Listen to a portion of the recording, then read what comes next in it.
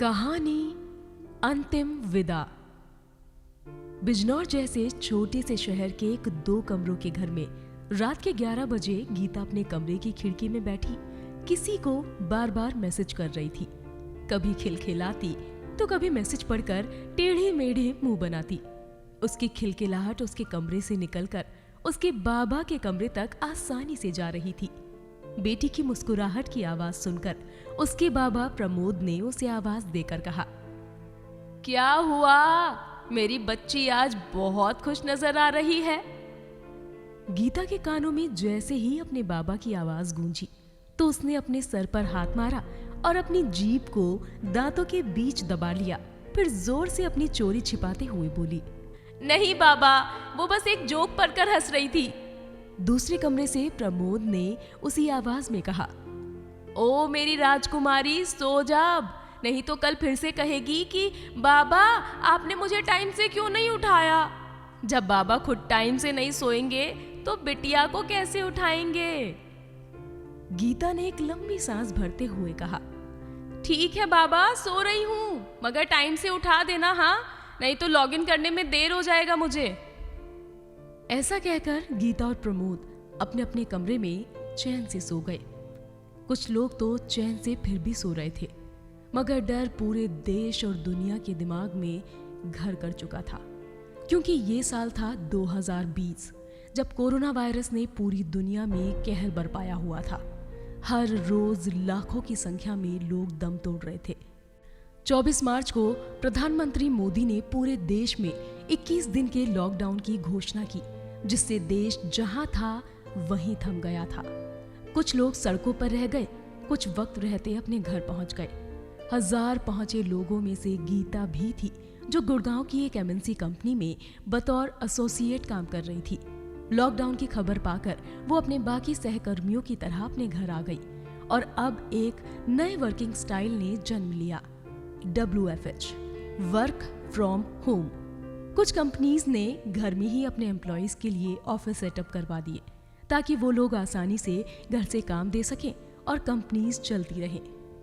शुरू में हम सभी के लिए ये काफी रोमांचक था कि घर पर ही रहना, उठना, खाना और काम करना, अपने हिसाब से कपड़े पहनना, अपने कंफर्ट जोन में काम करना। परिवार सालों बाद एकजुट हो रहे थे। जो लोग कई सालों से अपने घर नहीं गए थे, वो भी अपने घरोंदों को लौट आए थे। मगर ऐसे खुशनसीब भी सब नहीं थे। कुछ लोगों की किस्मत ने यहाँ भी साथ नहीं दिया और जो जहाँ था वहीं फंसा रह गया। लोगों ने बहुत बुरे दौर में अपना वक्त गुजारा। खैर, कोरोना को महामारी घोषित कर सरकार ने अपने अगले आदेश तक सबको घरों में रहने के सख्त आदेश दिए और इसी के साथ लोगों ने अपनी दिनचर्या को ढालना शुरू कर दिया। न किसी से मिलना, न किसी के यहाँ आना, न किसी के यहाँ जाना। ऐसा पहली बार था जब लोगों ने सालों बाद परिवार के साथ नाश्ता, दोपहर का खाना और रात का खाना खाया होगा। ज्यादातर लोगों ने अपने हिसाब से ही इस वक्त को बेस्ट बनाने की बहुत कोशिश की, लेकिन बाहर जिस समस्या से सब जूझ रहे थे वो विकराल रूप लिए बैठी थी। दुनिया की कोई भी ताकत उससे लड़ने में सक्षम नहीं हो रही थी। अब ऐसे में दुआ का सहारा दवा से ज्यादा हो गया था। ऐसा ही कुछ होने वाला था गीता के साथ भी, जो अपने बाबा के साथ अकेली रहती थी। परिवार में कोई और था ही नहीं, तो गीता और प्रमोद ही एक दूसरे का सहारा थे। लॉकडाउन में वर्क फ्रॉम होम कर रही गीता सुबह उठते ही अपने बाबा से शिकायत करने लगी, बाबा, रात को तो कोई ये कह रहा था कि मैं गुस्सा करती हूँ देरी से उठाए जाने पर, लेकिन आज तो कोई और ही देर तक सो रहा है।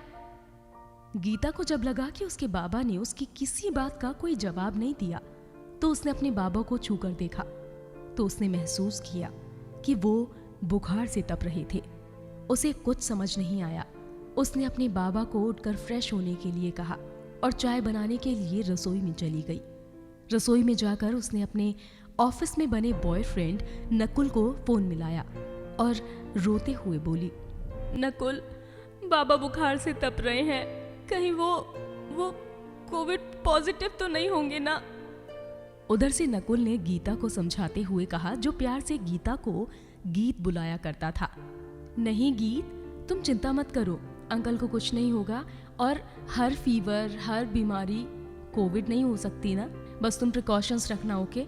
और फिर नकुल ने उसे ढांढस बंधाते हुए बताया कि अभी उसे क्या करना है और क्या नहीं।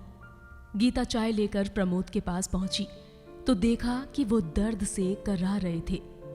गीता बेटा, मेरी हालत बहुत खराब लग रही है मुझे, तू एक बुखार की गोली तो दे दे, बाहर दराज में पड़ी है।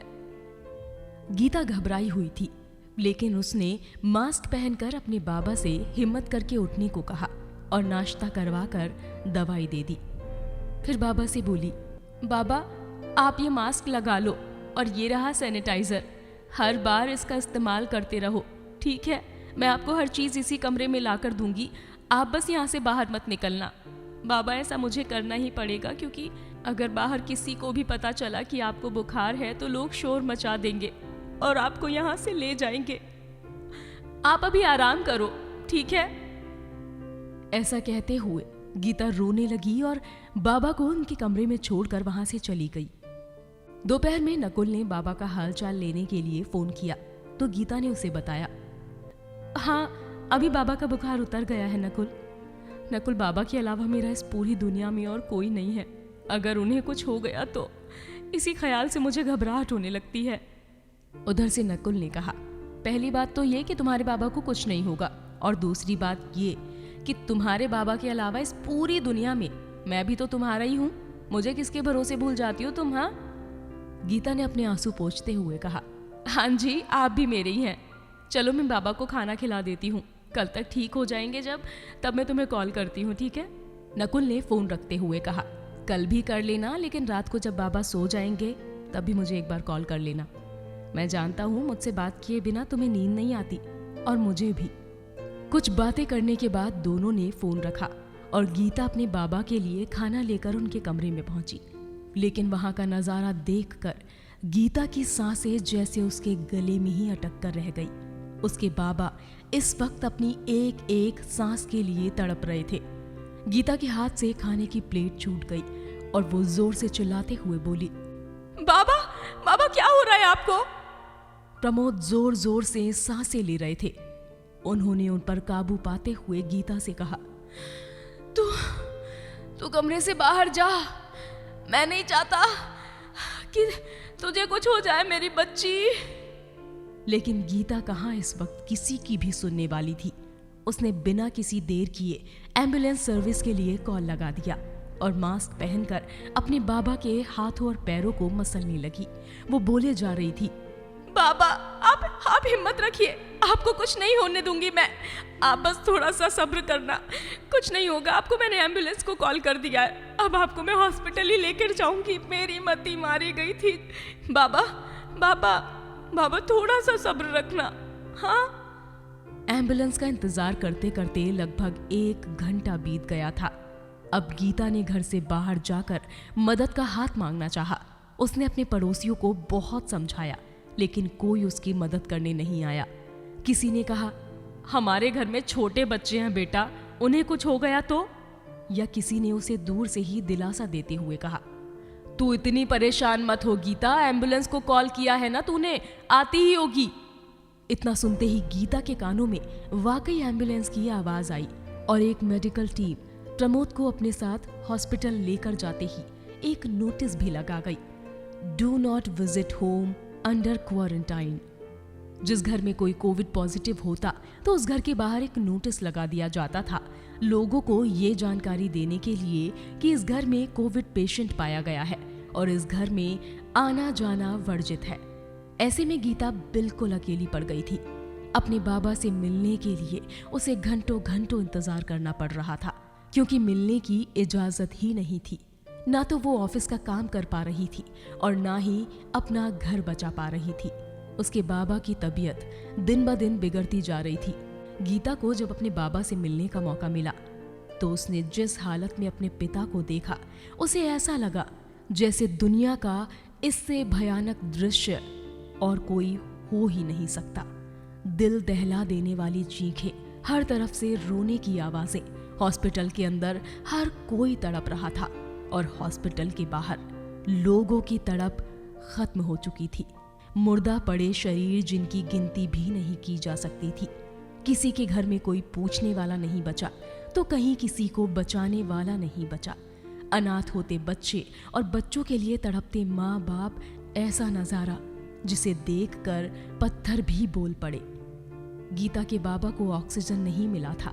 वो लंबी लंबी सांसें ले रहे थे। बिखरे बाल, पसीने से तर होता शरीर गीता को खुद उसके होश खो देने पर मजबूर कर रहा था। लेकिन उसके सामने उसके परिवार को बचाने का जिम्मा जैसे मौत का एक गंदा खेल खेल रहा था। वो बेसुध सी होकर अपने बाबा को दिलासा दे रही थी। बाबा, बाबा संभालो अपने आप को। मैंने बात की है डॉक्टर से, उन्होंने कहा है कि जल्दी इंतजाम करते हैं। प्रमोद ने गीता की इस बात पर तड़पती आंखों से उसे ऐसे देखा जैसे वो डॉक्टर की दी तसल्ली की हकीकत से वाकिफ हो। उनकी आंखों से आंसू नहीं सूख रहे थे, मानो वो जानते हो कि उनका अंतिम समय इस महामारी को भेंट चढ़ने को तैयार है।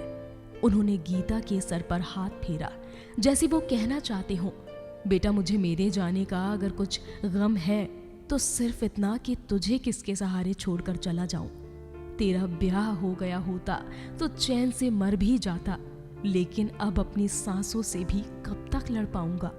पीपीई किट पहने गीता ने अपने बाबा की बहती आंखों से आंसू पोंछते हुए अपना मास्क थोड़ा नीचे सरका दिया ताकि उसके बाबा उसका चेहरा देख सके। लेकिन दस्ताने पहने हाथों ने बाप बेटी को हाथों का स्पर्श तक नहीं लेने दिया। गीता ने अपने बाबा से कहा, बाबा आप जल्दी से ठीक हो जाओ, मुझे आपको किसी से मिलवाना है। अस्पताल की चीख चिल्लाहट में भी प्रमोद के चेहरे पर एक शांत भाव उभरने लगा, जैसे प्रमोद अपनी बेटी से विदा लेना चाहते हो। गीता ने अपने बाबा के हाथ को कसकर पकड़ लिया। तभी एक नर्स ने उदास मन से आकर उसे कमरे से बाहर जाने को कहा। सुनिए मैम, अब आप बाहर चले जाइए प्लीज, इन्फेक्शन का खतरा है, हम इतना रिस्क नहीं ले सकते। हर सेकंड किसी की जान जा रही है।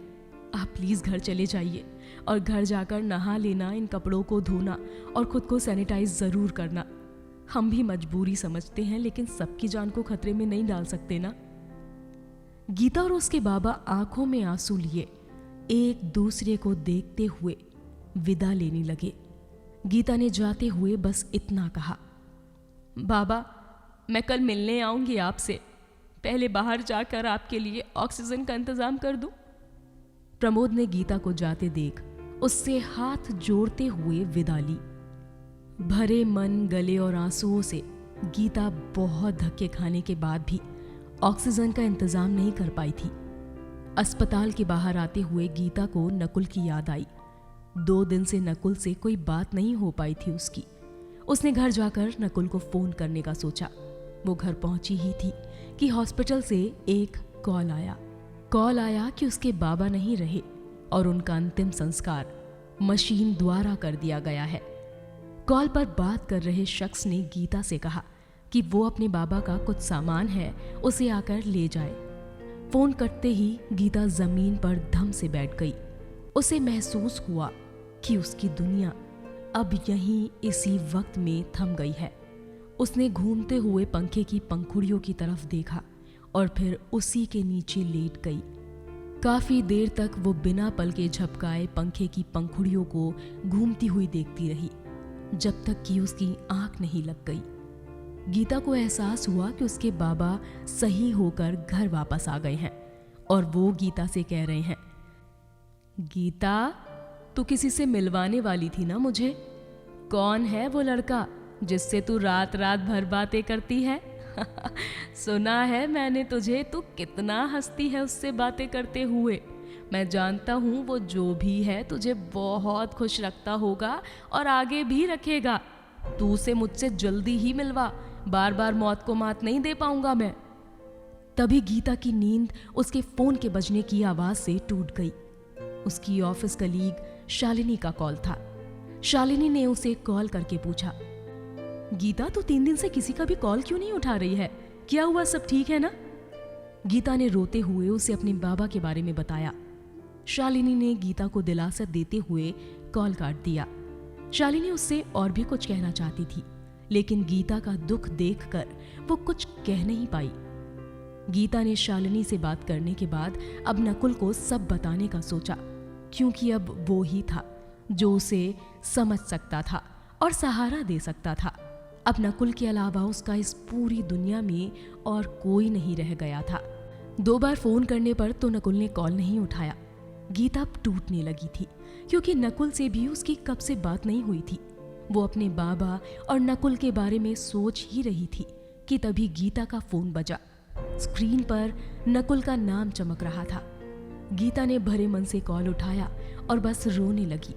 उधर से किसी ने अभी तक कुछ नहीं कहा था। गीता ने रोते रोते कहा, नकुल, बाबा बाबा नहीं रहे। कॉल के उस पार से किसी भारी आवाज में एक शख्स ने कहा, बेटा मैं नकुल का भाई बात कर रहा हूं। नकुल अब इस दुनिया में नहीं रहा। 3 दिन पहले उसने अपनी आखिरी सांस लेते हुए कहा था कि तुम्हें बता दूं कि वो हमेशा तुम्हें प्यार करेगा। इतना कहते ही नकुल के भाई ने भी फोन काट दिया। गीता का संसार इस एक कॉल पर आकर खत्म हो गया था और वो अपनी दुनिया के 2 सबसे अजीज शख्स को एक अंतिम विदा भी नहीं दे पाई थी। अब उसके पास खोने और पाने को कुछ नहीं रह गया था।